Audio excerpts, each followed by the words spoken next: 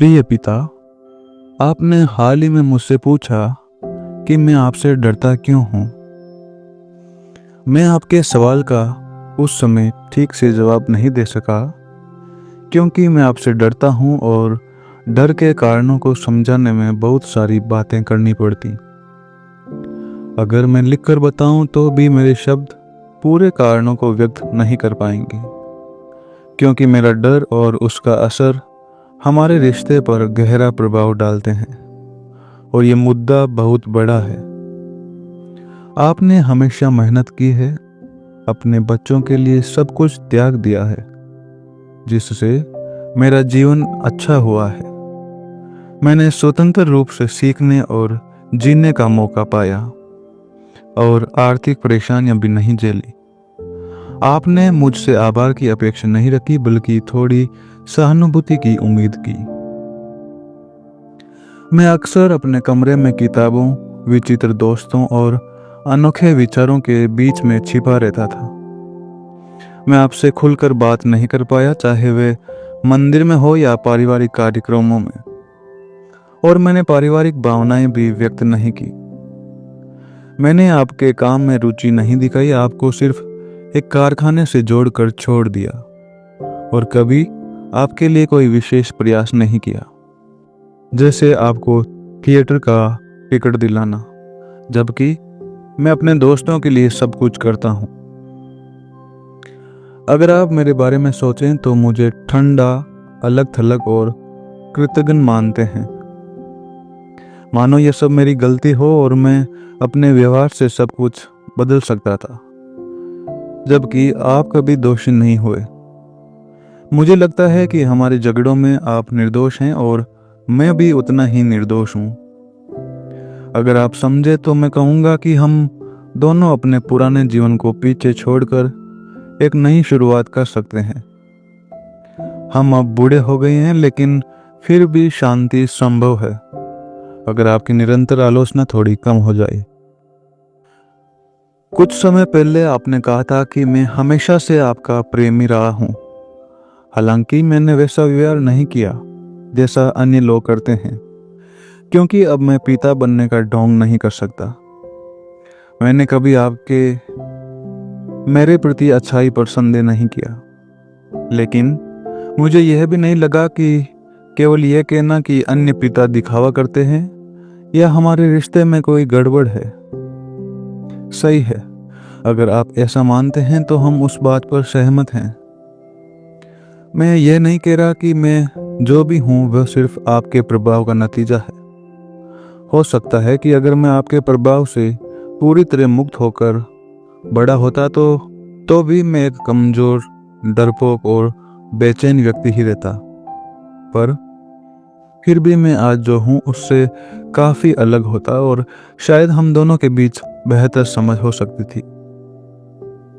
मुझे आपको एक मित्र, बॉस, चाचा या दादा के रूप में पाकर खुशी होनी चाहिए थी, जबकि ससुर के रूप में थोड़ा झिझक जरूर थी।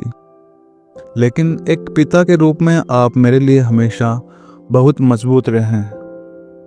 खासकर जब मेरे भाई छोटी उम्र में मर गए और मेरी बहनें देर से आईं, तो मुझे अकेले ही सब भुगतना पड़ा। यदि मैं हम दोनों की तुलना करूं तो आप एक सच्चे काफका की तरह हैं। आपके अंदर ताकत, स्वास्थ्य, दृढ़ता, स्पष्ट बोलने की क्षमता, आत्मसंतुष्टि और जीवन को एक बड़े पैमाने पर देखने का अंदाज है। साथ ही आपकी कुछ कमजोरियां भी है जो आपके स्वभाव का हिस्सा है। आपकी तुलना अगर मैं अंकल फिलिप लिविंग और हेनरिक से करूं तो वे आपसे अधिक खुश मिजाज, सहज और कम गंभीर थे। मुझे आपसे बहुत कुछ विरासत में मिला है और मैंने अपनी विरासत का ध्यान रखा है। हालांकि मेरे पास आपकी तरह विशेष प्रतिभा नहीं है। आपने अपने जीवन के अलग अलग दौरों से गुजरते हुए कभी कभी अपने बच्चों से निराशा और उदासी भी दिखाई, लेकिन अब आपके पोते और दामाद आपको वह गर्मजोशी देते हैं जो शायद आपके बच्चों में नहीं दिखी। मैं यह कहना चाहता हूं कि मैंने कभी भी आपके खिलाफ कोई अपराध बोध महसूस नहीं किया। आपने मुझ पर जो प्रभाव डाला वह ऐसा था जिसे रोका नहीं जा सकता था। हाँ, मैं एक डरपोक और जिद्दी बच्चा था और माँ का भी उस पर असर था, लेकिन मुझे लगता है कि एक दयालु शब्द, शांत हाथ पकड़ना या दोस्ताना नज़र से मुझे संभालना आसान हो सकता था। अब आप एक परोपकारी और दयालु व्यक्ति हैं और मुझे विश्वास है कि आगे भी आप वैसा ही रहेंगे। आपने मुझे एक मजबूत और बहादुर लड़के के रूप में पाला है। आपके शुरुआती वर्षों की शिक्षा की शैली मैं सीधे शब्दों में नहीं कह सकता, लेकिन फेलिक्स के साथ आपके व्यवहार से मुझे कुछ अंदाजा होता है। याद रहे कि आप जब युवा थे तब अधिक ऊर्जावान, आदिम और लापरवाह थे, और व्यवसाय में व्यस्त होने के कारण दिन में एक बार भी मेरे साथ नहीं रह पाते थे, जिससे आप और गंभीर हो गए थे।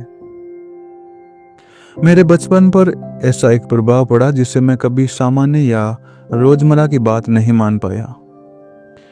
मुझे याद है कि एक रात जब पानी के लिए मैं रोता हुआ करहा रहा था, शायद प्यास के कारण नहीं बल्कि कुछ परेशान करने या खुद को संतुष्ट करने के लिए, आपके कई तेज आदेशों के बावजूद भी कोई असर नहीं हुआ। आप मुझे बिस्तर से उठाकर पाव लेच एस्ट्रिस्क ले गए और बंद दरवाजे के बाहर मेरी नाइट शर्ट में कुछ समय के लिए अकेला छोड़ दिया। मैं यह नहीं कह रहा कि यह तरीका गलत था।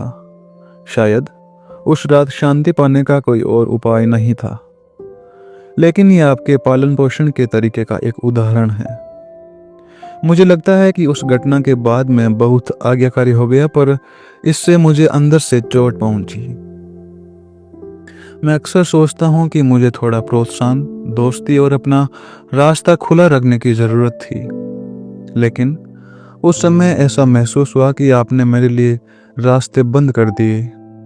हालांकि अच्छे इरादों से आपने मुझे कई बार प्रोत्साहित किया, जैसे जब मैंने सलामी दी या जब मैं खाने पीने में जुटा रहा, लेकिन ऐसा लगता था कि आप हमेशा अपनी आत्म महत्व की भावनाओं के साथ जुड़े रहते थे। उदाहरण के तौर पर मेरी शादी या जब पेपा ने मेरे साथ दुर्व्यवहार किया, तब भी आप मुझे प्रोत्साहित करते, मेरी काबिलियत बतलाते और पेपा की निंदा करते। पर उस समय मेरी उम्र में मुझे वास्तव में हर तरह की प्रोत्साहन की जरूरत थी। मुझे याद है कि हम अक्सर एक ही नहाने की झोपड़ी में अपने कपड़े उतारते थे। वहां मैं खुद को कमजोर, पतला और डर से भरा महसूस करता था, जबकि आप मजबूत, लंबी और चौड़े थे। आपकी तैराकी की कला को बड़े अच्छे इरादों से दिखाते हुए भी मुझे शर्मिंदगी होती थी। कभी कभी आप पहले कपड़े उतार देते थे ताकि मुझे अकेले झोंपड़ी में रहने का मौका मिले और मुझे सार्वजनिक अपमान का सामना न करना पड़े। फिर बाद में आप आकर मुझे बाहर ले जाते थे। उस समय मुझे आभार भी था कि आपने मेरी पीड़ा को जाहिर नहीं होने दिया, और मुझे अपने पिता पर गर्व भी था। इस तरह आपके तरीके और आपके प्रभाव ने मेरे जीवन पर गहरा असर छोड़ा, जिससे मैं कभी कभी खुद को अधूरा महसूस करता हूँ। आपके और मेरे बीच का अंतर आज भी वैसा ही है जैसा कि आपका बौद्धिक वर्चस्व था। आपने अपनी पूरी ऊर्जा से इतनी ऊंचाई हासिल की कि आपकी राय पर असीम आत्मविश्वास था, जो मेरे लिए कभी उतना प्रभावशाली नहीं था। आप मानो दुनिया पर राज कर रहे थे। आपकी राय हमेशा सही लगती थी और आपका आत्मविश्वास इतना था कि तार्किक होने की कोई जरूरत नहीं पड़ती थी। कभी कभी ऐसा भी लगता था कि जब आपके पास कोई राय नहीं होती तो बाकी सभी विचार स्वचालित रूप से गलत हो जाते थे। आपने एक रहस्यमय गुण अपना लिया था, जैसा कि कुछ अत्याचारी लोगों में देखा जाता है, जहां अधिकार व्यक्ति पर आधारित होते हैं, न कि किसी विशेष कारण पर। आप अक्सर लिखते थे और हमारे बीच आम बातचीत कम ही होती थी। मेरे विचार भी हमेशा आपके व्यक्तित्व के बाहरी प्रभाव में रहते थे, यहाँ तक कि वे विचार जो आपसे अलग भी थे, आपके छोटे छोटे निर्णयों के बोझ तले दब जाते थे। बचपन में जब हम किसी छोटी सी बात पर खुश होते थे और उसके बारे में घर लौटकर चर्चा करते थे तो आपके जवाब में अक्सर एक आहा, सिर हिलाना या मेज पर उंगली थपथपाना होता था। शायद आप इन बातों को लेकर इतने चिंतित थे कि आप हमेशा मेरे बचपन की निराशाओं को दूर नहीं कर सके। इन निराशाओं का असर मेरे साहस, संकल्प और आत्मविश्वास पर गहरा पड़ा, खासकर तब जब आपने उन पर विरोध किया या निंदा की। ऐसा भी होता था कि जब मैं किसी व्यक्ति में रुचि लेता तो आप तुरंत उस व्यक्ति की आलोचना कर देते थे।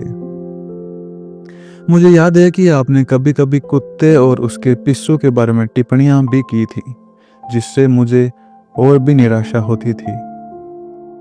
जो बात मुझे हमेशा समझ से बाहर रही वह थी आपकी पीड़ा और दुख के प्रति कोई संवेदना नहीं होना। जब भी मेरे ऊपर बच्चों के स्नेह और कृतज्ञता का आरोप लगाया जाता तो मैं हमेशा ये कह पाता कि आपने कभी भी उस दर्द को महसूस नहीं किया। आपके शब्दों और फैसलों से आप मुझे बार बार शर्मिंदा कर देते थे। ऐसा लगता था कि आपको अपनी ताकत का एहसास ही नहीं था, जबकि मुझे भी अक्सर लगता था कि मेरे शब्दों से आपको चोट पहुंची। मुझे अफसोस होता था, लेकिन मैं अपने शब्द रोक नहीं पाता था। आपने बिना किसी खेद के अपने शब्दों से वार किया और उस समय या बाद में किसी ने भी आपके खिलाफ कोई शिकायत नहीं की। आपकी पालन पोषण की पद्धति इतनी सख्त थी कि मुझे लगता है कि बच्चों को परवरिश देने में आपके पास एक अनोखा गुण था। आप ऐसे लोगों की मदद कर सकते थे जो आपकी बातें समझते और चुपचाप उसी तरीके से चलते थे, लेकिन मेरे लिए एक बच्चे के रूप में आपकी हर बात एक अनिवार्य आज्ञा बन गई थी। मेज पर सही आसन सिखाते हुए आप हमेशा इस बात पर जोर देते थे कि जो कुछ मेज पर रखा जाए उसे तुरंत खाने की आदत होनी चाहिए, न कि भोजन की गुणवत्ता पर चर्चा हो। आपकी तीव्र भूख और आपकी विशेष पसंद के कारण आपने सब कुछ जल्दी जल्दी बड़े हिस्सों में खा लिया। मेज पर एक सन्नाटा रहता था जिसमें आदेश होते थे, जैसे पहले खाओ बाद में बात करो। हड्डियों को दांतों से नहीं तोड़ना चाहिए, सिरका जोर से नहीं पीना चाहिए और रोटी सीधी काटी जानी चाहिए ताकि कोई टुकड़ा फर्श पर न गिरे। अंत में ये सब आपकी कुर्सी के नीचे हो जाता था। इन सब बातों से मुझे गहरी निराशा हुई, क्योंकि आप इतने सख्त और आधिकारिक थे कि मैंने आपके लगाए गए आदेशों का पालन कभी पूरी तरह से नहीं किया। मेरी दुनिया उस समय 3 भागों में बंट गई थी। पहली वह दुनिया जहां मैं एक गुलाम की तरह उन नियमों का पालन करता था जो सिर्फ मेरे लिए बनाए गए थे। दूसरी वह दुनिया जहां आप सरकारी आदेश देते थे और उनका पालन न होने की चिंता रहती थी। तीसरी वह दुनिया जहां बाकी लोग खुशी खुशी रहते थे, आज्ञाओं से मुक्त। मैं हमेशा अपमानित महसूस करता था, या तो मैंने आपके आदेशों का पालन किया जो मेरे लिए अपमान था, या मैं विरोध करता था जो फिर भी अपमान लग जाता था। मैं आपकी आज्ञाओं का उल्लंघन कैसे कर सकता था? न तो आप और न ही मैंने कभी आज्ञा छोड़ी। अगर मैं फेलिक्स से तुलना करूं तो आप उसके साथ भी लगभग ऐसा ही व्यवहार करते थे। जब भी फेलिक्स खाने में कुछ ऐसा करता जिसे आप अशुद्ध मानते थे तो आप उसे कठोर शब्दों में निंदा करते थे। आपने मुझसे कहा कि आप एक सुअर है। शायद इसमें थोड़ा पिता जैसा स्पर्श भी होता, लेकिन फेलिक्स को आप उतना नुकसान नहीं पहुंचाते थे क्योंकि वह आपके लिए केवल दादा था जो अपने आप में विशेष था। साथ ही फेलिक्स भी काफी हद तक शांत और मर्दाना था। इस प्रकार आपके शब्दों और कार्यों का मेरे बचपन पर गहरा प्रभाव पड़ा, जिससे मुझे हमेशा आदेशों और उनसे उत्पन्न निराशाओं का सामना करना पड़ा। आपका कहना था कि एक व्यक्ति का चरित्र कभी उसकी भीतरी गुण से पूरी तरह प्रभावित नहीं होता। आप कहते हैं कि वह इंसान जो कभी कभी अपनी भीतरी आवाज से झिझक सकता है, आपके साथ बहुत कम होता है और अक्सर अन्य प्रभावों का भी शिकार रहता है। आपके लिए वे एक ऐसी जिज्ञासा जैसा है जिससे वे अपनी मर्जी से चुन सकता है, लेकिन मेरे लिए नहीं। मेरे लिए सब कुछ लेना पड़ता था बिना किसी विरोध के, क्योंकि आपके साथ उस मुद्दे पर शांतिपूर्ण चर्चा करना नामुमकिन था जो आप स्वीकार नहीं करते या सुलझाते नहीं। आपका निरंकुश स्वभाव, जिसे आप अपनी तंत्रिका हृदय की स्थिति बताते हैं, आपको अपने प्रभुत्व के और भी अधिक कठोर तरीके से दिखाता था। आप लोगों को वस्तु समझकर उनकी बातों पर तुरंत अपना मन बना लेते थे बिना उन्हें अच्छे से सुनने का मौका दिए। बाद में सामने लाई गई बातें केवल आपको और परेशान कर देती थी। जहां तक मेरा सवाल है, आप वयस्क हैं और अपनी बात कहने की पूर्ण स्वतंत्रता रखते हैं।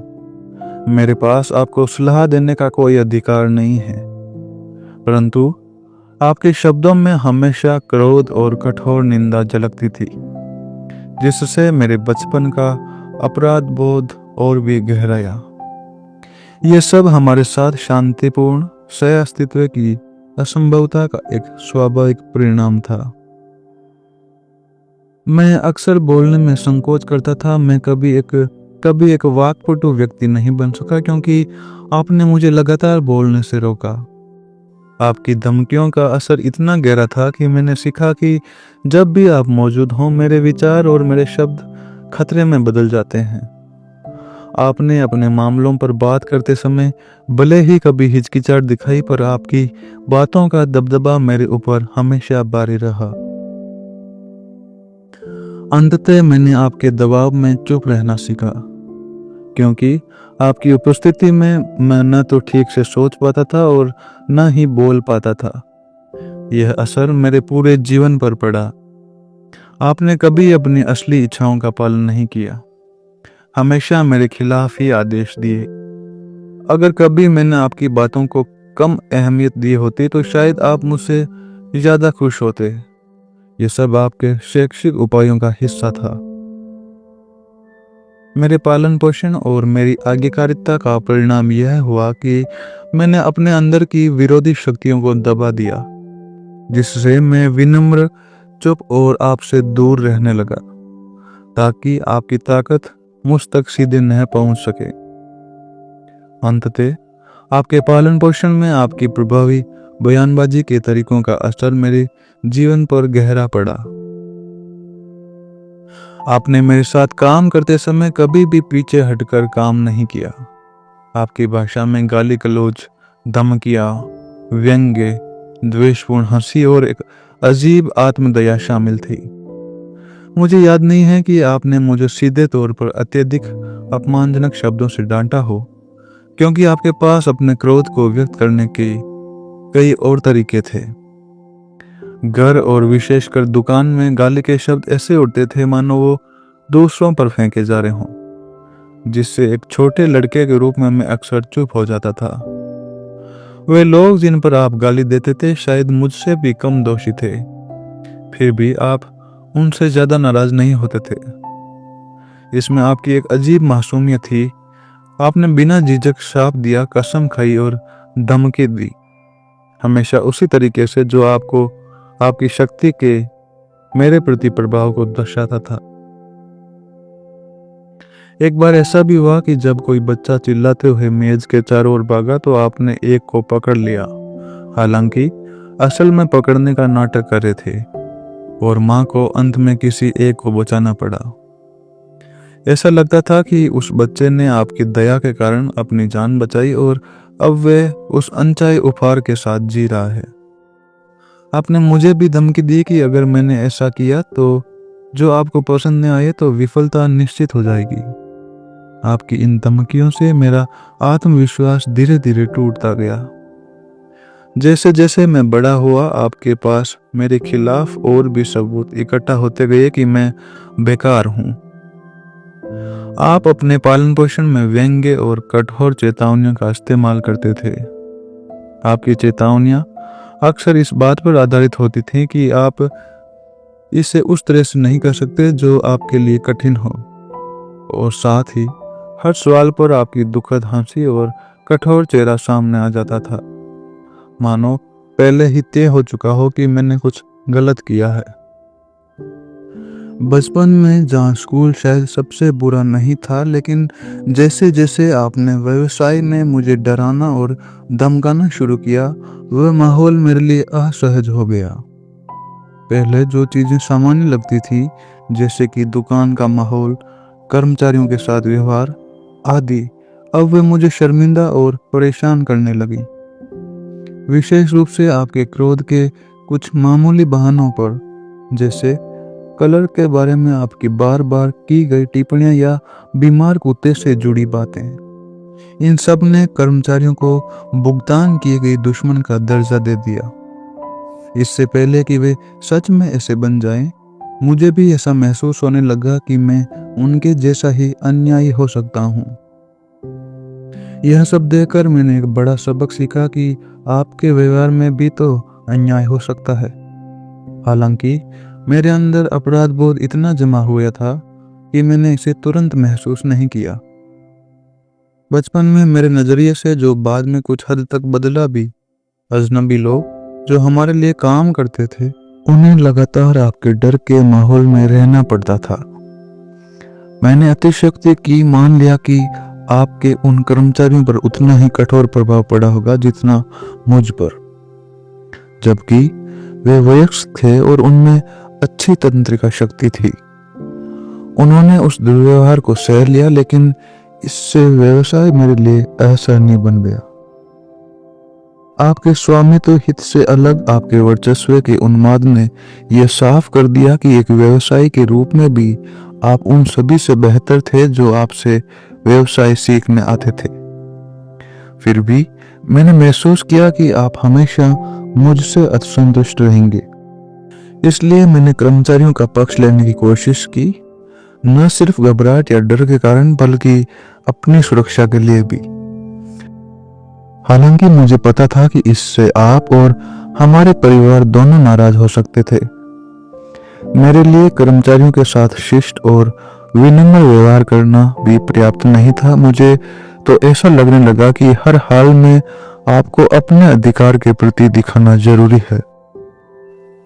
कुल मिलाकर आपके द्वारा पैदा किया गया व्यावसायिक माहौल मेरे लिए इतना असहज हो गया था कि मुझे यह डर लगने लगा कि मैं उस दुनिया से दूर रहूं। वह वातावरण जहां पहले दुकान की रोशनी, जीवन का उत्साह और कामकाज की सरलता होती थी, अब आपके क्रोध, छोटी छोटी बातों पर कठोर टिप्पणियां और धमकियों के कारण बदल गया था। अंततः यह अनुभव मेरे लिए इतना दर्दनाक हो गया कि मैंने व्यवसाय से दूरी बना ली और उस माहौल से बचने की कोशिश की जो मेरे संसाधनों और क्षमताओं से कहीं परे था। आज मुझे ये शर्मिंदगी होती है कि मैंने व्यापार की दुनिया से अपनी नफरत में अपने लिए कुछ आराम ढूंढ निकाला, जबकि वह नफरत आपके लिए बहुत तकलीफदेह थी।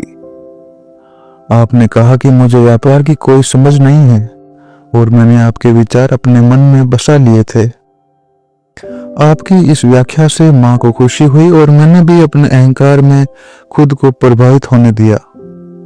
लेकिन अगर सिर्फ ऊंचे विचार ही मुझे व्यापार से दूर कर सकते, तो मुझे अपनी स्कूली शिक्षा और खोई हुई पढ़ाई की वजह से जल्दी और डर से बहकने की जगह अपनी बात अलग ढंग से रखनी चाहिए थी, जब तक कि मैं अंततः क्लर्क न बन जाता। अगर मुझे आपसे दूर रहना था तो मुझे परिवार से भी अलग होना पड़ता, यहाँ तक कि माँ से भी। भले ही माँ हमेशा सुरक्षा देती थी, और आपके मामले में माँ ने आपको बहुत प्यार किया और इतनी वफादार थी कि वे बच्चे के संघर्ष में एक स्वतंत्र आध्यात्मिक शक्ति के रूप में लंबे समय तक नहीं रह सकी। समय के साथ माँ आपके करीब आई, पर उन्होंने अपनी स्वतंत्रता को बहुत नाजुक ढंग से बनाए रखा और आपको जानबूझकर कभी चोट नहीं पहुंचाई। फिर भी धीरे धीरे उन्होंने आपके फैसलों और बच्चों के मामलों में आपकी निंदा को भावनात्मक रूप से अपनाना शुरू कर दिया। परिवार में माँ की हालत बहुत पीड़ादायक थी।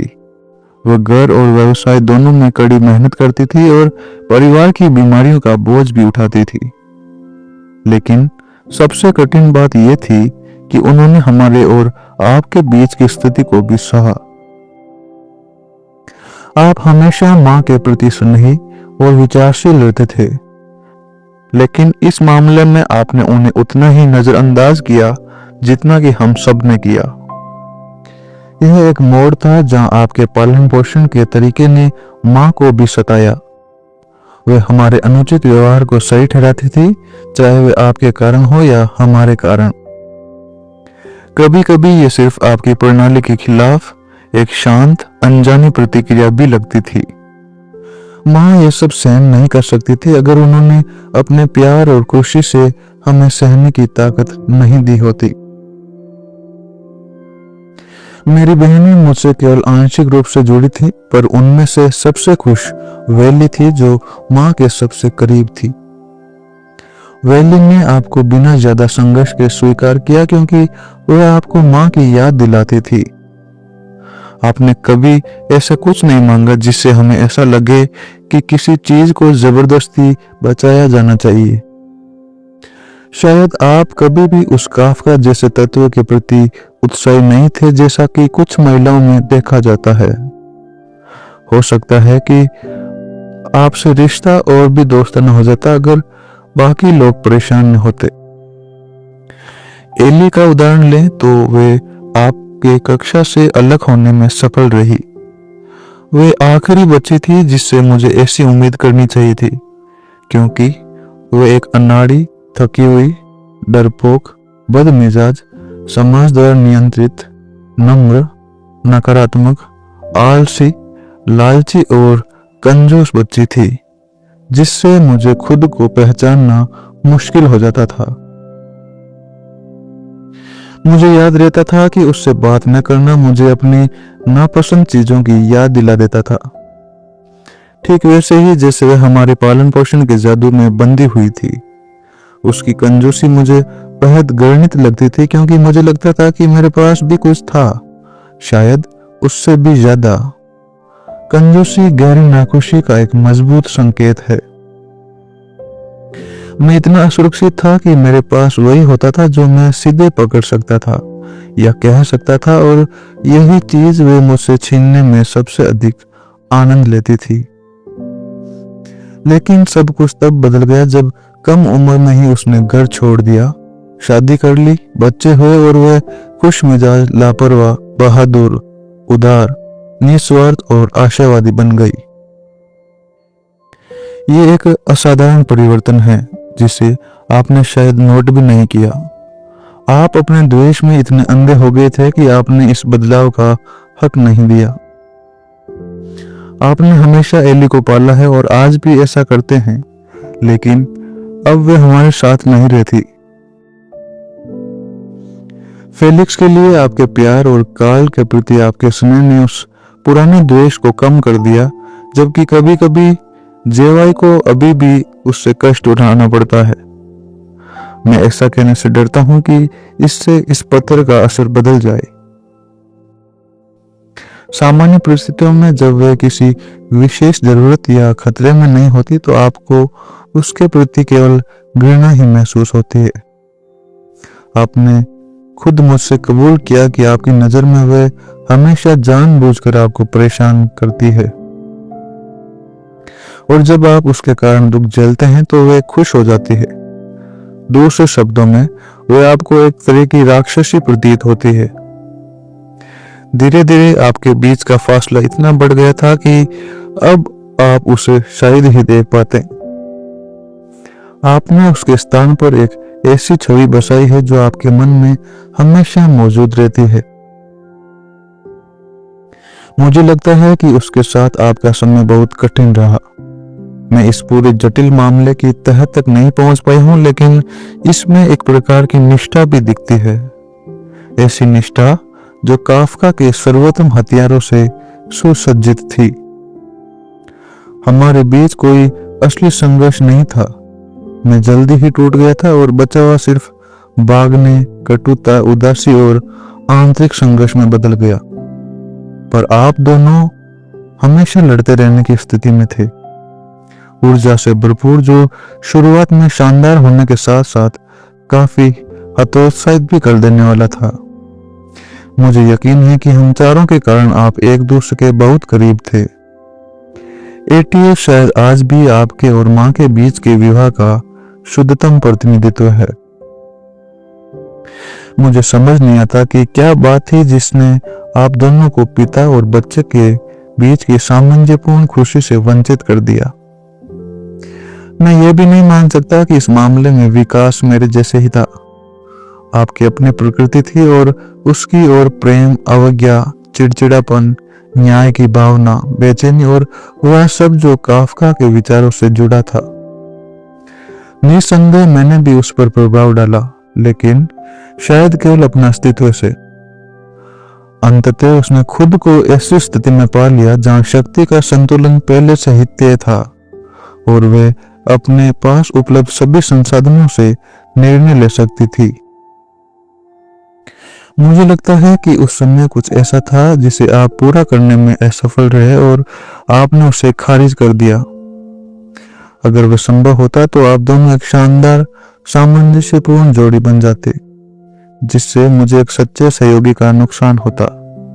पर आपकी उपस्थिति ने मुझे कुछ हद तक संतोष भी दिया, क्योंकि कम से कम एक बच्चे में पूर्ण संतुष्टि पाने की खुशी होती, जो मेरे लिए बहुत फायदेमंद होती। फिर भी आज ये सब केवल एक सपना सा लगने लगता है। अल्लाह आज अपने पिता से कट चुकी है और उसे मेरी तरह अकेले अपना रास्ता चुनना पड़ता है। और जिस आत्मविश्वास, स्वास्थ्य और निर्दयता से वह मुझसे आगे निकल जाती है, वह मुझे बहुत दुखी कर जाता है। आपकी नजर में वह मुझसे ज्यादा दुष्ट और विश्वासघाती है और मुझे लगता है कि आप इसे वैसा ही देखते होंगे, क्योंकि वह खुद भी आपको इस रूप में समझती है कि आप कितने पीड़ित हैं पर हताश नहीं हैं। निराशा मेरे रोजमर्रा के काम का हिस्सा है, पर यह दुखद बात है कि आप हमें अक्सर एक साथ देखते हैं। हमारी बातचीत में कभी कभी ऐसी कानाफूसी और हंसी सुनाई देती है जो ये सुझाव देती है कि हम निर्लज षड्यंत्रकारियों की तरह हैं।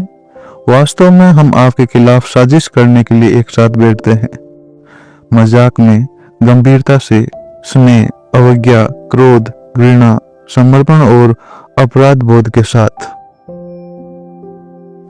यह आपके पालन पोषण के तरीकों का प्रभाव स्पष्ट करता है, जैसे वर्मा का मामला। वर्मा जब आपके व्यवसाय में आई थी तब वे पहले से ही बड़ी हो चुकी थी और आपको केवल एक नियोक्ता के रूप में देखती थी, इसलिए उनका आपके प्रभाव में आना सीमित था, क्योंकि उन्होंने पहले से ही अपना प्रतिरोध विकसित कर लिया था।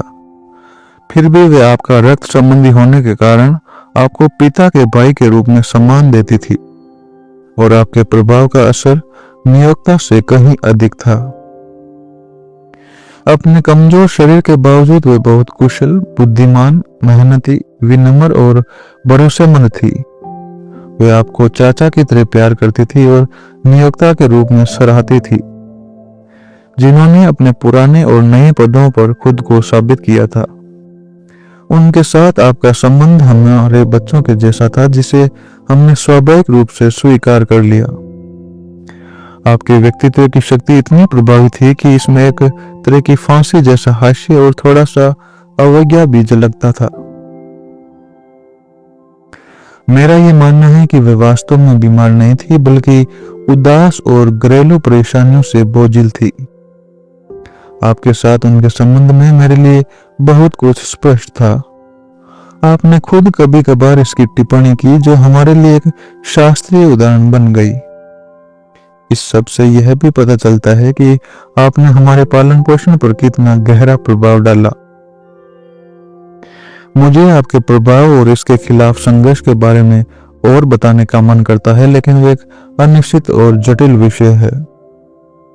इसके अलावा जैसे जैसे आप अपने व्यवसाय और परिवार से दूर होते गए, बाहरी तौर पर आप खुश मिजाज, बेहतर व्यवहार और अधिक सहानुभूतिपूर्ण दिखने लगे। ग्रुप फोटोज में भी आप हमेशा उन उदास छोटे लोगों के बीच बड़े और प्रसन्न दिखाई देते थे, जैसे कोई राजा अपनी यात्रा पर जाता हो। ऐसा लगता था कि इससे आपके बच्चों को भी लाभ होता अगर वे इसे समझ पाते। यदि मुझे लगातार आपके प्रभाव में रहना न पड़ता तो शायद मैंने अपने परिवार की भावना खो दी होती, जैसा कि आप कहते हैं। लेकिन वास्तव में मेरे मन में आपके प्रति कुछ भावना जरूर थी। आपके अनुसार परिवार से अलग रहना हमेशा नकारात्मक अर्थ में लिया जाता है। ऐसा लगता है कि बाहर के लोगों के साथ संबंध भी आपके प्रभाव में और अधिक पीड़ादायक हो गए हैं। अगर आप मानते हैं कि मैं दूसरों के लिए स्नेह और वफादारी दिखाता हूं लेकिन परिवार के लिए कुछ नहीं करता, तो ये आपकी समझ में गलत फहमी है। मैं बार बार कहता हूं कि अन्य परिस्थितियों में भी मैं शायद एक शर्मीला और घबराया हुआ व्यक्ति हो सकता था, लेकिन जहां से मैंने अब तक सफर तय किया है वह एक लंबा और अंधेरा रास्ता रहा है। मैंने इस पत्र में अपनी कुछ बातें खुलकर कही हैं, पर अब भी ऐसी बहुत सी बातें हैं जिन्हें मैं कबूल नहीं कर पाता। यह मेरे लिए और आपके लिए स्वीकार करना कठिन है। यदि पूरी तस्वीर धुंधली लगती है तो ये सबूत की कमी के कारण नहीं है, बल्कि ऐसे कई प्रमाण हैं जो उस दर्दनाक सच्चाई को उजागर करते हैं। मैंने कभी किसी के बारे में लिखा था कि उसे डर था कि शर्म जल्दी खत्म न हो जाए।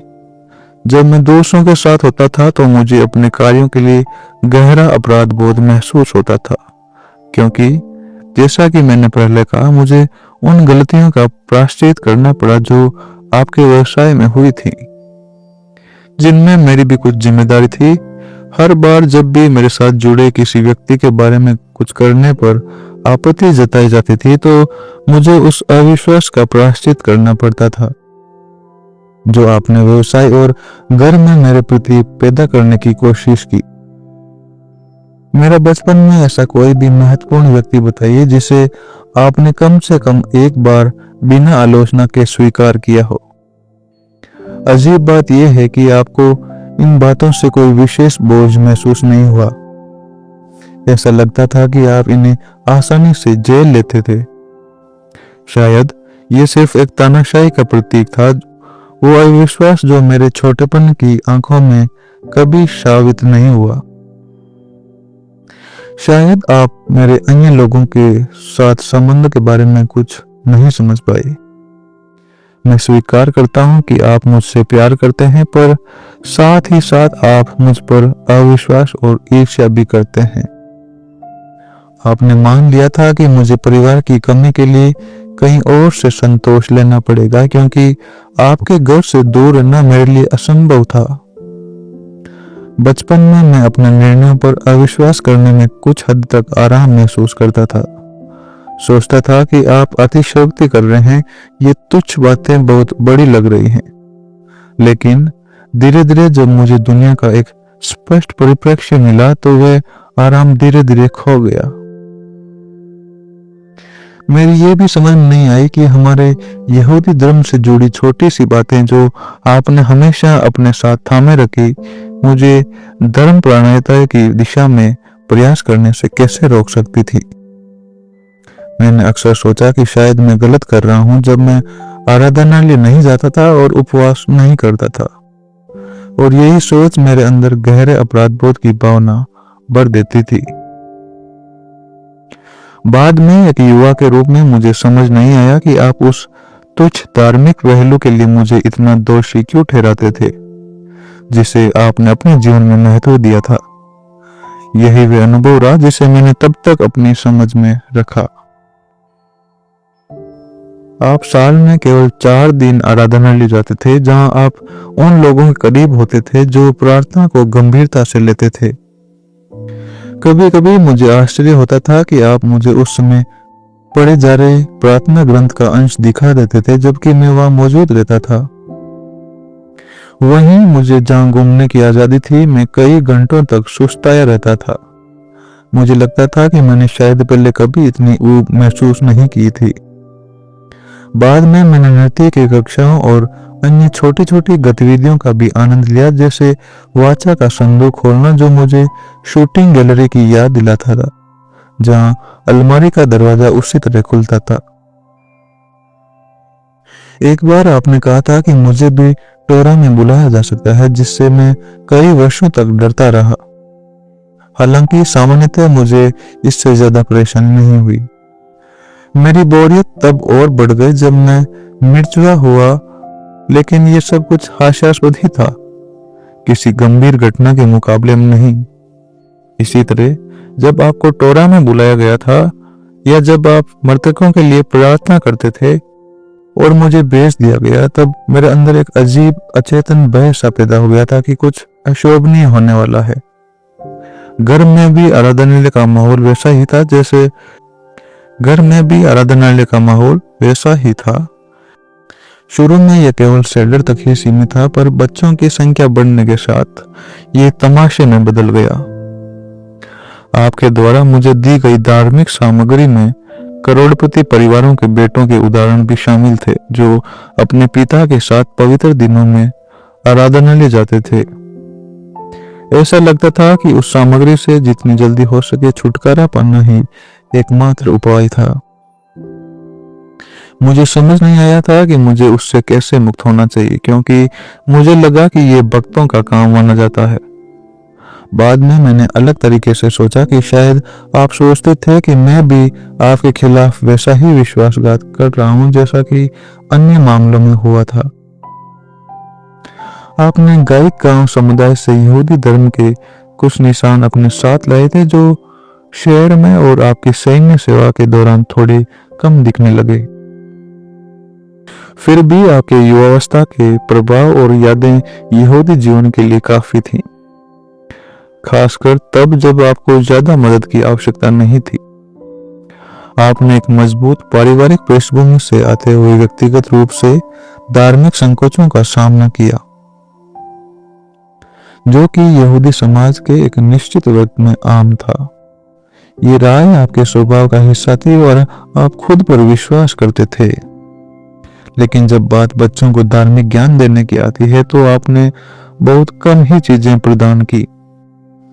शायद ये सारी बातें उन युवा यादों के रूप में रह गई जिन्हें आप दूसरों तक नहीं पहुंचा सके, या ये आपके कठोर व्यक्तित्व का हिस्सा थी। एक बच्चे को इतना चिंतित करना कि वे यहूदी धर्म के नाम पर किए गए छोटे छोटे इशारे और उनकी तुझता को समझ सके असंभव था। ये सब पुराने दिनों की छोटी स्मृतियां बनकर रह गई। समय के साथ आपने मुझसे कुछ पाने की कोशिश की, जैसे कि कुछ देने का दबाव या अनुनय से मुझे झुकाने का प्रयास था, लेकिन अब उस चीज का भी कोई आंतरिक मूल्य नहीं रहा। आपने केवल धमकी या दबाव से मुझे अपने पक्ष में करने की कोशिश की, पर मेरी स्पष्ट हट के कारण आपको मुझ पर गुस्सा आना ही पड़ा, क्योंकि आपने अपनी स्थिति को कमजोर नहीं समझा। ये मामला अकेला नहीं है, ये वही अनुभव है जो उस संक्रमणकालीन यहूदी पीढ़ी के कई लोगों के साथ हुआ जिन्होंने ग्रामीण इलाकों से शहरों में कदम रखा। इसने हमारे रिश्ते को और भी कड़वा बना दिया, जो एक दर्दनाक स्रोत बन गया था। आपको ये समझना चाहिए कि ये सब बाहरी परिस्थितियां नहीं, बल्कि आपके स्वभाव और उस समय की परिस्थितियां थी। उदाहरण के लिए, आपके पास बहुत काम और चिंताएं थी, जिसके कारण आप अक्सर अपनी निर्दोषता को दूसरों के प्रति अन्यायपूर्ण आलोचना में बदल देते थे। ये पूरी बात न केवल बच्चों को दी जाने वाली शिक्षा का मामला था, बल्कि एक आदर्श जीवन का भी मामला था। अगर आपका यहूदी धर्म मजबूत होता तो आपका उदाहरण प्रेरणादायक होता, ये बिना कहे स्पष्ट होता। आपने हाल ही में फ्रैंकलिन के युवावस्था के संस्मरण पढ़े, जिन्हें मैंने जानबूझकर आपको दिया था। आपने उनमें शाकाहार के एक अंश पर व्यंग्य किया, पर असल में वह लेखक उसके पिता तथा बेटे के बीच के संबंधों पर आधारित था। मैं विस्तार में नहीं जाना चाहता। पिछले वर्षों से मैंने आपके यहूदी धर्म के दृष्टिकोण की कुछ पुष्टि देखी है, जब आपने इस मामले में थोड़ा अपवाद किया और एक नए रिश्ते में प्रवेश करने की संभावना जताई। अगर आपने उनमें रुचि दिखाई होती तो मेरे लिए यह संदिग्ध भी हो सकता था। मैं ये दावा नहीं करता कि मैं इस मामले में आपसे बेहतर हूं, पर मेरा हस्तक्षेप कभी भी पूरी तरह से परीक्षण में नहीं आया। समय के साथ ऐसा लगने लगा था कि आपके लिए यहूदी धर्म उबाऊ और अप्रासंगिक हो गया और आपने केवल वही चीजें सिखाई जो आपने मुझे बचपन में सिखाई थी। शायद इसलिए कि आप अनजाने में अपने यहूदी धर्म की कमजोरी भी स्वीकार कर गए। इसके विकास में मेरे साथ मेरे साथी लोगों के संबंध निर्णायक रहे। आपने मेरे लेखन के प्रति अपनी घृणा और अन्य अज्ञात चीजों के प्रति अपनी कठोर आलोचना का प्रहार किया। अंततः मैंने अपने प्रयासों से आपसे दूरी बना ली, जैसे एक कीड़ा जो अपने पैर के टूटने के बाद खुद को खींच लेता है। मैं सुरक्षित था और मुझे स्वतंत्र रूप से सांस लेने का मौका मिला, जबकि आप स्वाभाविक रूप से घृणा करते रहे। इस प्रकार हमारे बीच के रिश्ते और उन बाहरी तथा आंतरिक संघर्षों ने एक ऐसा माहौल तैयार किया जिसमें आपकी व्यक्तिगत कमजोरियां और परिस्थितियां एक ही समय में मेरे और आपके बीच की दूरी का कारण बनी। मेरे लेखन को एक बार तुरंत स्वीकार कर लिया गया था, लेकिन वह स्वीकार्यता मेरे जीवन की एक घटना थी जिसे अक्सर नजरअंदाज कर दिया जाता है। मेरे बचपन में यह अनुभव एक पूर्वाभास के रूप में था, पहले आशा की तरह और बाद में निराशा के रूप में। और ये मेरे छोटे छोटे निर्णयों जैसे करियर का चुनाव पर भी असर डालता रहा। आपने मुझे उदारता से आजादी दी, पर साथ ही यहूदी मध्यम वर्ग के मूल्यों के अनुरूप मुझे समझा, जिसके कारण आपने मुझे हमेशा एक मेहनती बच्चा माना। वास्तव में मैंने बहुत कम पढ़ाई की और सीखने में भी अधिक सक्षम नहीं था। मेरे पास याददाश्त औसत थी, पर ज्ञान का ठोस आधार बनाने में बहुत कम सफलता मिली। यह एक शांत जीवन जीने के लिए खर्च किए गए समय और धन की तुलना में बेहद कम था। बचपन से ही मेरे अंदर अपने आध्यात्मिक और बौद्धिक अस्तित्व को लेकर गहरी चिंताएं थी, जिस कारण मैं बाकी चीजों के प्रति उदासीन हो गया था। मेरी ये ठंडी बचकानी उदासीनता, जो कभी कभी हास्यास्पद, असहाय और क्रूर भी प्रतीत होती थी, मेरे डर और अपराध बोध से लड़ने का एकमात्र उपाय बन गई थी। मुझे अक्सर अपने स्वास्थ्य को लेकर चिंता रहती थी। ये चिंता पाचन, बाल झड़ना, रीढ़ की हड्डी में टेढ़ापन आदि से शुरू होकर अंततः एक वास्तविक बीमारी में बदल जाती थी। मैं हर पल अपने अस्तित्व की नई पुष्टि चाहता था, क्योंकि मुझे ऐसा लगता था कि मेरे पास कोई स्थायी अधिकार या सुरक्षा नहीं है। मैं एक वंचित बेटा था जो अपने सबसे करीबी विषयों के बारे में भी अनिश्चित हो गया था। उदाहरण के लिए, मेरा अच्छा पाचन भी मुझे राहत देने के बजाय नए रोगों के रास्ते खोल देता था।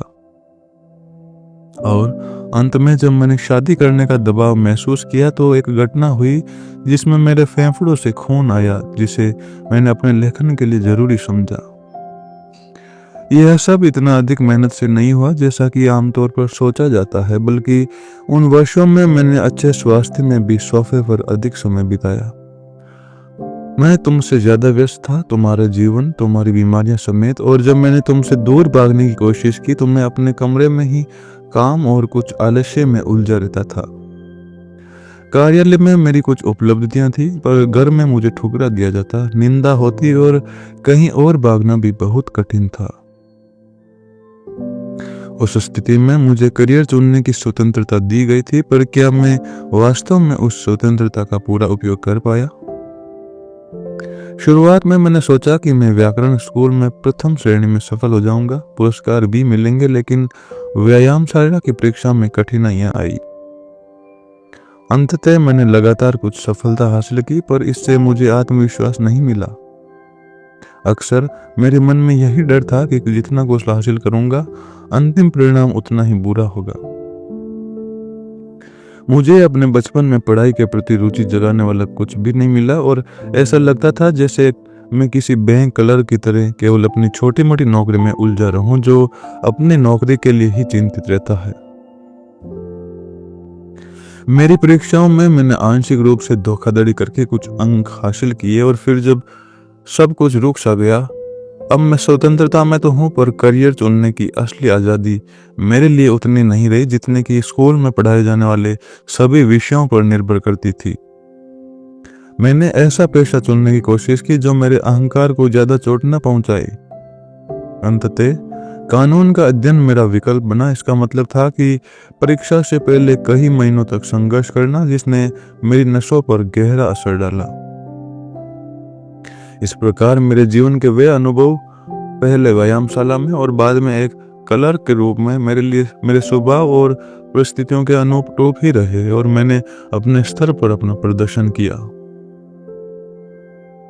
जब मैं छोटा बच्चा था, मुझे पढ़ाई और करियर के बारे में काफी स्पष्ट पूर्वाभास था। मैं समझता था कि मुझे आगे क्या करना है, लेकिन विवाह के महत्व और संभावना के बारे में मैंने कभी दूरदर्शिता नहीं दिखाई। अचानक विवाह मेरे जीवन का सबसे बड़ा आतंक बन गया। बचपन में ये बातें बहुत दूर दराज सी लगती थी, कभी कभी इनके बारे में सोचने की भी जरूरत नहीं पड़ती थी, परंतु धीरे धीरे एक स्थायी, कड़वी और निर्णायक स्वप्न की तरह विवाह मेरे सामने उभर कर आया। विवाह की योजनाएं मेरे लिए बड़े और आशाजनक प्रयास के रूप में आई, लेकिन उनका विफल होना भी उतना ही भव्य और दर्दनाक था। मुझे डर था कि इस क्षेत्र में जो भी प्रयास करूंगा वह विफल हो जाएगा। मेरे प्रयासों में एक और सकारात्मक शक्तियां थी और दूसरी ओर नकारात्मक ऊर्जा, क्रोध और अपराध बोध भी थी। सब मेरे पालन पोषण की कमजोरियों, आत्मविश्वास की कमी और गहरे अपराध बोध का हिस्सा बन गए। मैंने इतने दिन रात इन बातों पर विचार किया कि अब मैं स्वयं भी भ्रमित हो जाता हूँ। मुझे ऐसा लगता है कि आपने विवाह की विफलता को मेरी अन्य विफलताओं के साथ मिलाकर देखा है, मानो ये एक ही श्रृंखला का हिस्सा हो। आपके जीवन में शायद विवाह का महत्व उतना नहीं था। आपका जीवन समृद्ध, व्यस्त और केंद्रित था, लेकिन मेरे लिए विवाह एक ऐसी ऊंची बाधा थी जिसे पार करना लगभग असंभव सा लगता था। यह ऐसा है जैसे किसी के लिए एक बड़ी सीढ़ी हो जिस पर चढ़ना कठिन हो, जबकि दूसरे व्यक्ति के लिए केवल एक छोटी सी सीढ़ी हो। विवाह करना, परिवार बनाना, आने वाले बच्चों का समर्थन करना और उन्हें मार्गदर्शन देना, यही एक मनुष्य का सर्वोच्च कार्य है जिसे बहुत कम लोग सफलता से निभा पाते हैं। मेरे जीवन में ये प्रयास हमेशा मेरे सकारात्मक और नकारात्मक दोनों बाहों से जुड़े रहे हैं। अंत में जैसे सूर्य के बीच में उड़ने की बजाय पृथ्वी पर एक सुरक्षित छोटे से स्थान पर रहना जरूरी हो ताकि थोड़ी गर्मी मिल सके, वैसे ही मुझे भी अपने जीवन की चुनौतियों का सामना करना पड़ा। मैं अब भी सोचता हूँ कि क्या मैं इसके लिए तैयार था। इस प्रकार मेरे बचपन से लेकर अब तक के अनुभव ने विवाह और परिवार के प्रति मेरे दृष्टिकोण को गहराई से प्रभावित किया है, और यही वह बुनियाद है जिसे मेरा पूरा जीवन आधारित है। जब बात मेरे जीवन में बाहरी हस्तक्षेप और तैयारी की आती है तो स्पष्ट है कि आपने बहुत कम हस्तक्षेप किया, पर फिर भी कुछ हद तक आपने हस्तक्षेप किया। इस तरह के हस्तक्षेप के लिए गहरे पारस्परिक विश्वास की जरूरत होती है, लेकिन हमारे बीच वह विश्वास कम था क्योंकि हमारी जरूरतें बहुत अलग थी। जो बातें मुझे गहराई से प्रभावित करती थी वे आपके लिए महत्वहीन हो सकती थी, पर मेरे लिए वे अत्यंत गंभीर हो जाती थी, मानो वे मेरे अस्तित्व के अंतिम हिस्से की तरह हो सकती थी। मुझे याद है एक शाम जब मैं आपके और माँ के साथ टहलने गया था, उस समय मुझे अपने सहपाठियों को बताना पड़ा कि मैं बड़े खतरे के करीब था, भले ही मैं बहादुर दिखने के लिए झूठ बोल रहा था। मेरे डरपोक स्वभाव के कारण मुझे बड़े खतरों का सही अंदाजा नहीं था, पर अंत में मैंने यह महसूस किया कि अब मुझे सब कुछ पता है और मुझे कोई सलाह नहीं चाहिए। मैंने इन विषयों पर बात इसलिए शुरू की क्योंकि मुझे उनमें रुचि थी और शायद कुछ बदला लेने की चाह भी थी। आपने सरलता से यह सलाह दी कि मैं इन चीजों को बिना खतरे के कैसे कर सकता हूँ। शायद मैं ऐसा ही उत्तर चाहता था। उस समय जो उत्तर आपने दिया उसमें एक और आदिमपन और दूसरी ओर आधुनिकता दोनों झलकती थी। मेरे 16 साल की उम्र में वह पहला प्रत्यक्ष निर्देश था जिसने मेरे जीवन पर गहरी छाप छोड़ी, भले ही इसका असली अर्थ मुझे बाद में समझ आया। उस समय मुझे यह भी कड़वा लगा कि आप चाहते थे कि मैं कोई भी भौतिक गंदगी अपने साथ न लाऊं जिससे आप अपने घर की सुरक्षा करते रहें। परंतु महत्वपूर्ण बात यह थी कि आप खुद अपनी सलाह से बाहर थे, एक विवाहित और शुद्ध पुरुष के रूप में। शायद ये मेरे लिए तब और भी कठोर हो गया क्योंकि मुझे विवाह की बात भी बेशर्मी लगती थी। मेरे लिए अपने माता पिता से मिली विवाह संबंधी जानकारी को अपनाना असंभव सा था।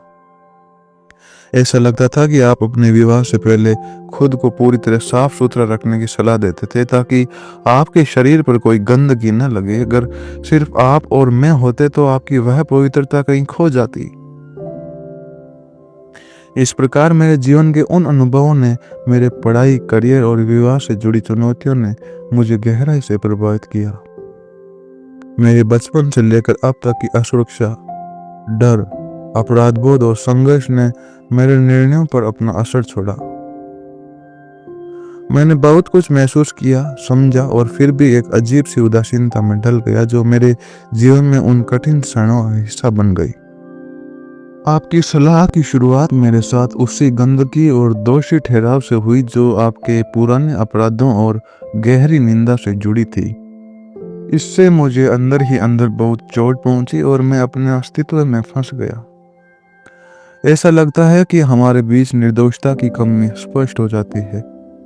आपने एक ऐसी सलाह दी जो शायद फ्रैंक के जीवन दृष्टिकोण के अनुरूप थी, न तो बहुत प्यारी और न ही उत्साहवर्धक, पर आज भी शहर में आम है।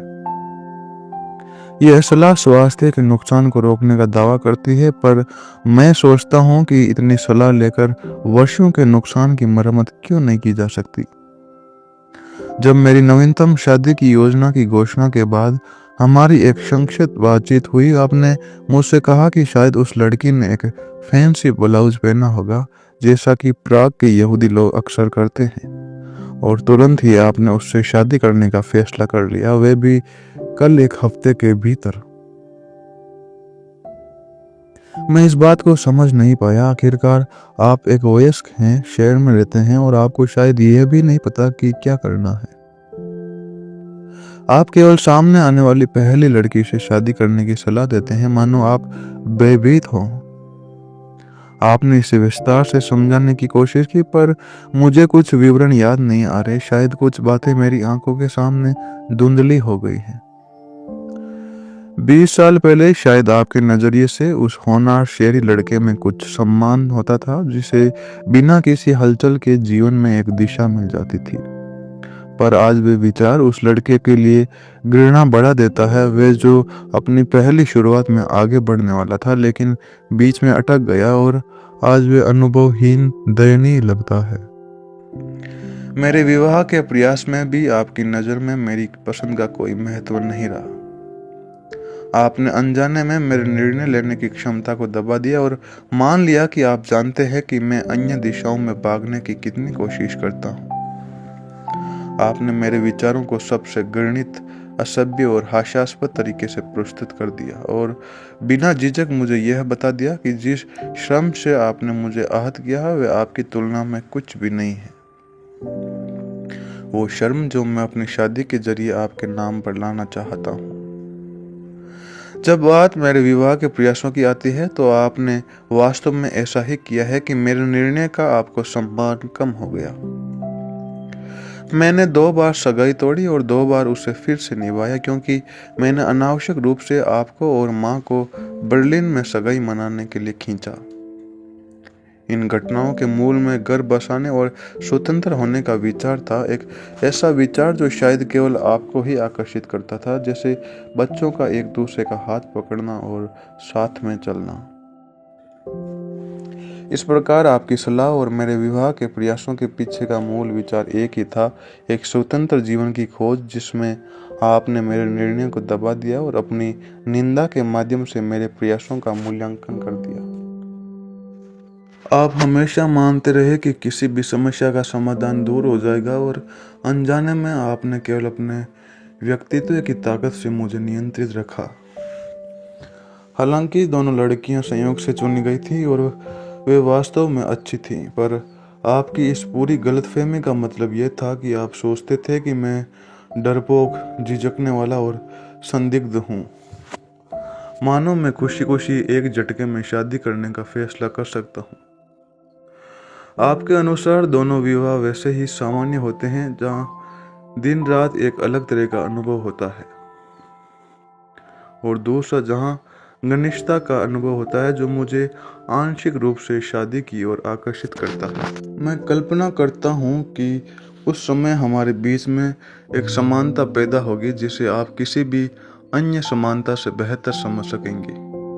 लेकिन मेरे अनुसार मैं केवल उन क्षेत्रों में रह सकता था जिन्हें आपने कवर नहीं किया या आपकी पहुंच से बाहर थे। मेरी समझ में ये क्षेत्र बहुत अधिक और आरामदायक नहीं थे। विवाह उनमें से एक नहीं था। एक तुलना इस बात का प्रमाण है कि मैंने कभी यह नहीं कहा कि आपने अपने उदाहरण से मुझे विवाह से दूर कर दिया, जैसे आपने मुझे अपने व्यवसाय से दूर रखा। वास्तव में आपके विवाह में जो कुछ भी था वह मेरे सामने कई मायनों में एक आदर्श विवाह था, एक स्थिरता, आपसी मदद और संतुलित बच्चों की संख्या का प्रतीक।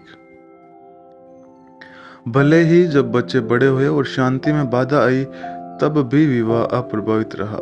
शायद मैंने इस मॉडल पर अपने विवाह के उच्च विचार बना लिए थे। मेरे मामले में विवाह का इतना बड़ा महत्व नहीं है क्योंकि मेरे अपराध बोध की जड़ें आप में ही हैं। वे विशिष्टता, वे पीड़िता, एक भावना जिसे दोहराना लगभग असंभव है। फिर भी मुझे यह कहने का साहस होता है कि यदि कोई अन्य विकल्प न होता तो मैं विवाह से बच जाता। मैंने अपने जीवन में स्वतंत्रता के प्रयास किए हैं, हालांकि वे बहुत कम सफल रहे। मेरे लिए यह साबित करता है कि मेरा कर्तव्य है या मेरा जीवन का सार है कि मैं उन कोशिशों पर नजर रखूं ताकि कोई भी खतरा न हो जिसे मैं टाल सकूं।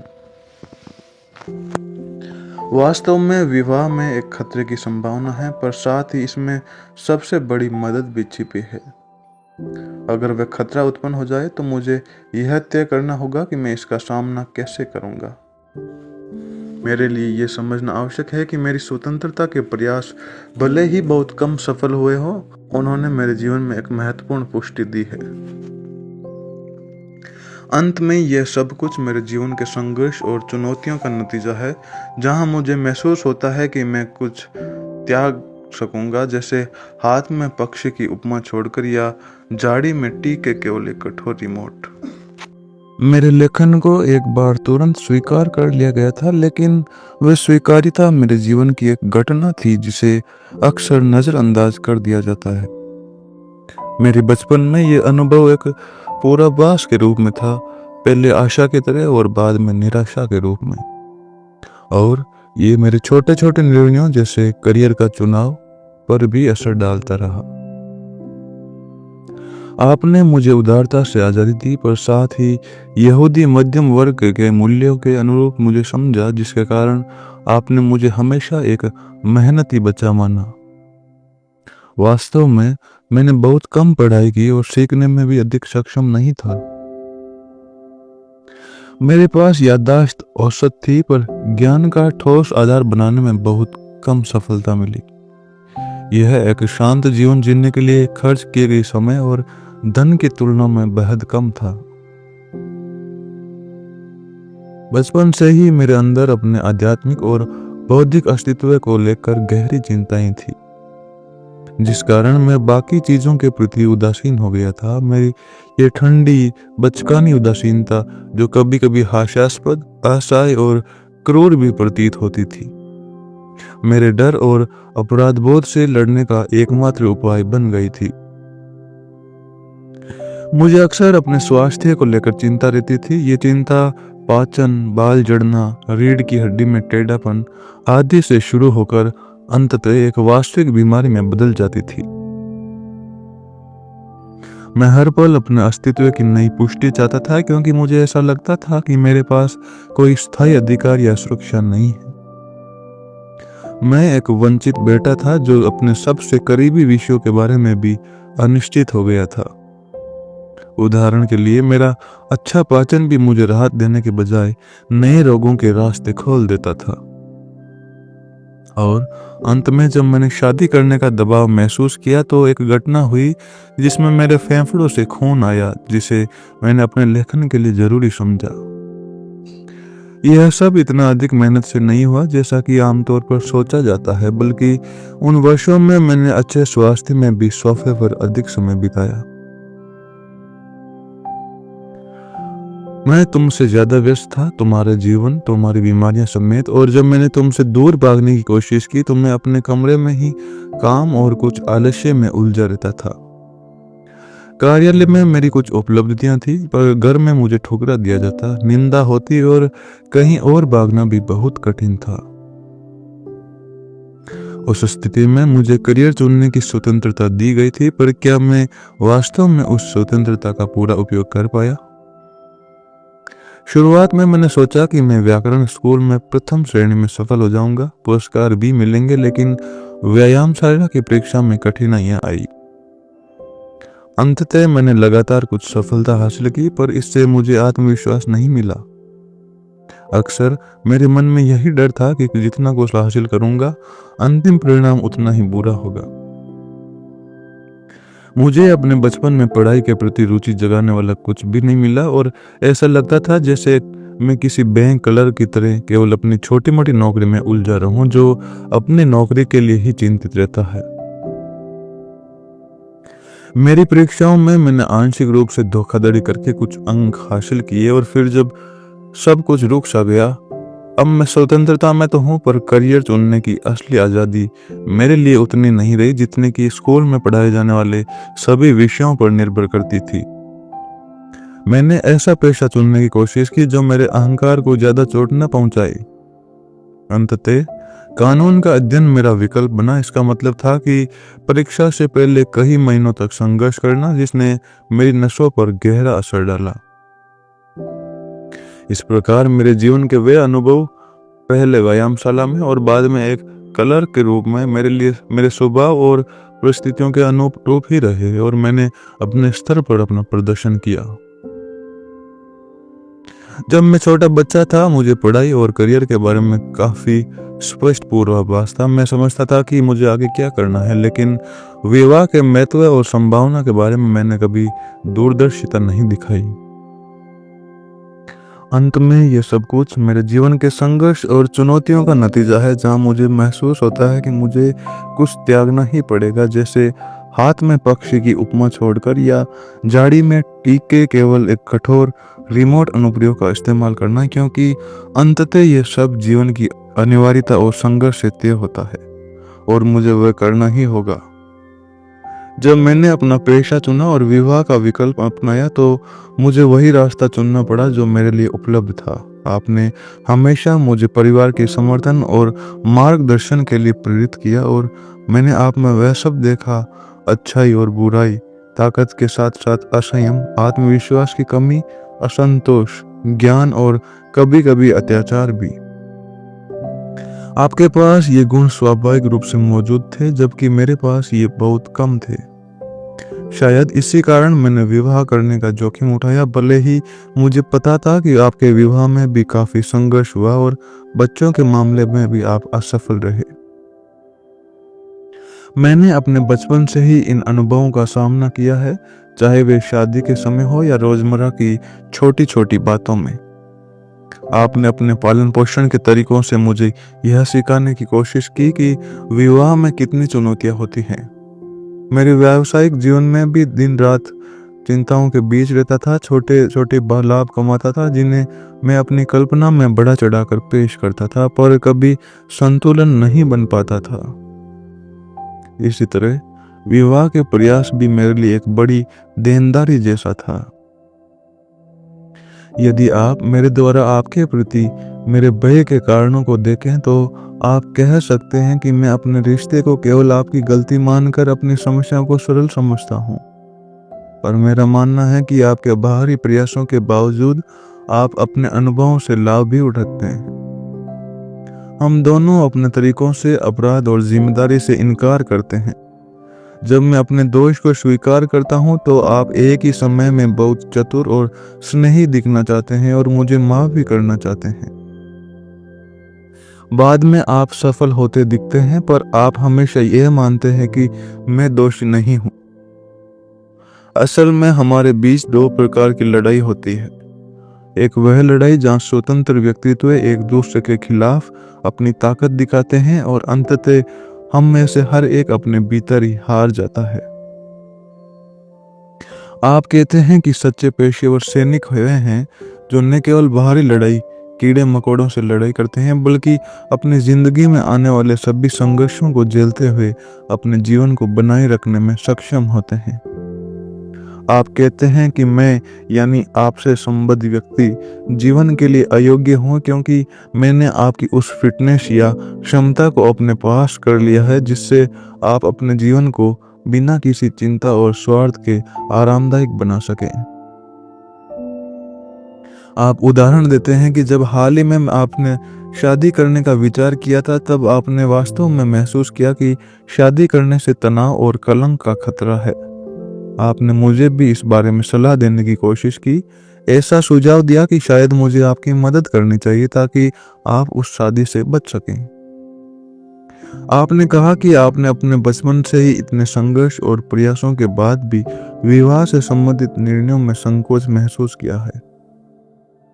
आपके अनुसार मेरे द्वारा दी गई सलाह में एक और वह आदिमपन झलकता है और दूसरी ओर आधुनिकता भी, पर दोनों ही मामलों में यह दिखता है कि मेरी स्वयं की कमजोरियां और आपके प्रति मेरा अपराध बोध इस निर्णय में घुल मिल गए हैं। आप आगे कहते हैं कि मेरे विवाह के प्रयास में जो भी सकारात्मक और नकारात्मक शक्तियां जुड़ी थी, वे दोनों मिलकर मेरे जीवन की चुनौतियों का हिस्सा बन गई। आपने बताया कि आपने कई बार सगाई तोड़ी और फिर से निभाई। ये सब मेरे लिए एक प्रतीक था और मैं अपने निर्णयों में असमंजस में था। आपके शब्दों में यह भी झलकता था कि हमारे रिश्तों में दोनों ओर से आरोप और जिम्मेदारियां बराबर थी। एक और आप चाहते थे कि मैं अपने दोषों को स्वीकार कर लूं और दूसरी ओर आपने खुद भी कई बार मुझ पर आरोप लगाए। अंत में आपने यह कहा कि यह पूरा उत्तर, जो आंशिक रूप से आपके खिलाफ भी कहा जा सकता है, वास्तव में मुझसे आता है। यानी हमारे बीच की लड़ाई और संघर्ष में मैं ही अपने दोषों को स्वीकार करने का प्रयास कर रहा हूँ। आपकी यह सोच कि मैं अपने जीवन में विवाह से दूर भागता हूँ या अपने निर्णयों को लेने से डरता हूँ, वास्तव में आपके प्रयासों और मेरे अंदर उत्पन्न आत्मसंदेह का परिणाम है। आपने यह भी कहा कि जीवन एक चीनी पहेली से अधिक है, एक ऐसी चुनौती जिसे सुलझाने के लिए हमारी दोनों की समझ और प्रयास जरूरी है, जिससे हमारे जीने और मरने के हालात में कुछ संतुलन आ सके। इस प्रकार आपके द्वारा व्यक्त किए गए ये विचार हमें बतलाते हैं कि हमारे संबंधों में विवाद, संघर्ष, अपराधबोध और आत्मसंदेह कितने गहरे जमे हुए हैं। अंततः ये सब हमारे अपने प्रयासों और कमजोरियों का मिश्रण है, जिसे समझकर हम शायद अपने जीवन के फैसलों में कुछ संतुलन और शांति पा सकते हैं।